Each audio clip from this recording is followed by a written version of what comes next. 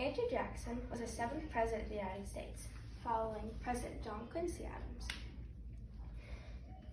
Andrew Jackson rose to fame in the War of 1812, where he was General Andrew Jackson. He was most famously known for the Battle of New Orleans in 1814, which actually fought in 1815 in January, 2 weeks after the Treaty of Ghent was signed, ending the War of 1812. Andrew Jackson ran as president in 1820 and ran on equity. But yet Andrew Jackson was very selective in who he picked for his cabinet. He picked the most educated, elite, and particular group of people for his cabinet. Quote, Andrew Jackson ran on a white man's democracy and rested on the subjugation of women, slaves, and Indians. He had a particularly Western attitude towards the Indians and slaves that filled his country. At first, Andrew Jackson respected the Indians' fighting skills and their Western and frontier attitudes. But like most people of the 1800s, he decided we need to push them west.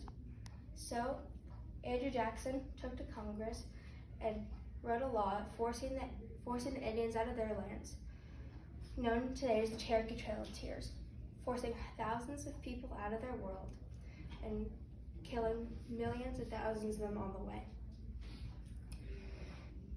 But let's not to say that Andrew Jackson's presidency wasn't all terrible.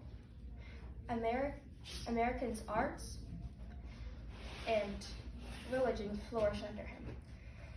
The American Renaissance is a period where authors and arts flourished.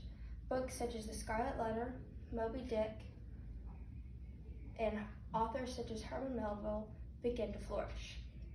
Also, landscape painters, which also captured the idea of manifest necessity, which was held by Americans, also began to grow. Also under Jackson, the idea of the Second Great Awakening began to grow, where new religious ideas began to shift. New religions such as perfectionism, Bible communism, utopianism, and the Shakers began to grow. And also a man named Jacob Finney, who allowed women to pray and pastors to pray for people's name, began to grow under Jackson's era.